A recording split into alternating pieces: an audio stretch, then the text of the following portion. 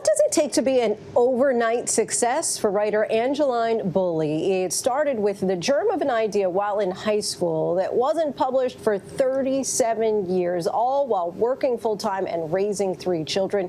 Now, at 55 years old, Boulley has published her first book, Firekeeper's Daughter, which has become an instant hit, reaching #1 on the New York Times Young Adult Bestsellers list. Angeline Boulley joins us now. First, congratulations on your success. Your book, Firekeeper's Daughter, is the story of a teenage Ojibwe girl named Donis Fontaine who helps investigate an undercover drug ring threatening her community. The book takes place on a Native American reservation, a place quite familiar to you as a member of the Ojibwe tribe. Tell me about your background, which is similar to Donis's.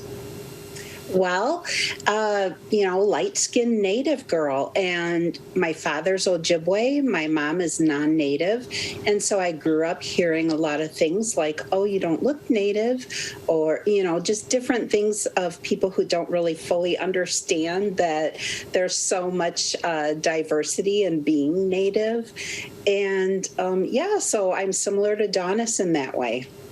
And before you became a full-time author, you had a career in education, working with Native American communities and also for the federal government, all the while raising 2 sons and a daughter, a full and busy life. What made you decide to write this book for so many years, and what little spare time you had, and what need do you see this book fulfilling?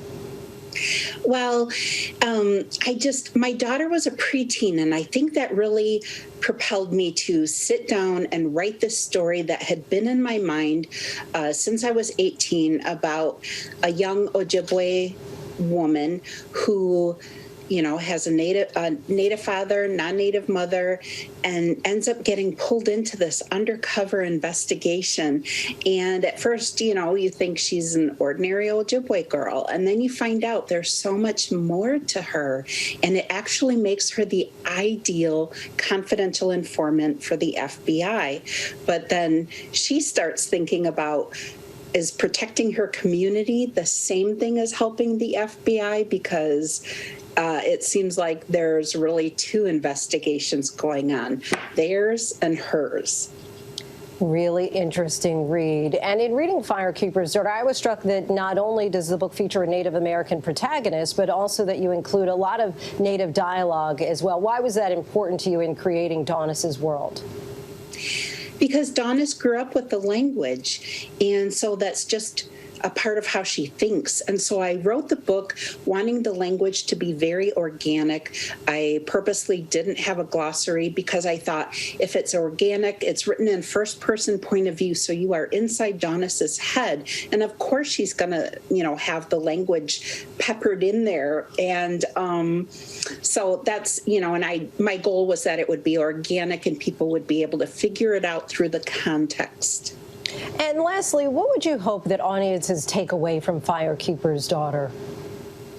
Whether they buy the book because it's a gorgeous cover designed by Ojibwe artist Moses Lunham, or because they've read a review, or it's on Reese's book club pick, young adult pick for spring.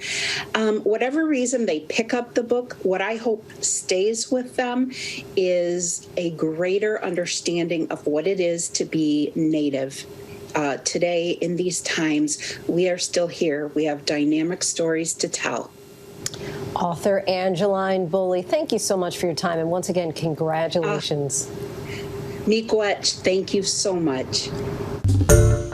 Hi, everyone. George Stephanopoulos here. Thanks for checking out the ABC News YouTube channel. If you'd like to get more videos, show highlights, and watch live event coverage, click on the right over here to subscribe to our channel. And don't forget to download the ABC News app for breaking news alerts. Thanks for watching.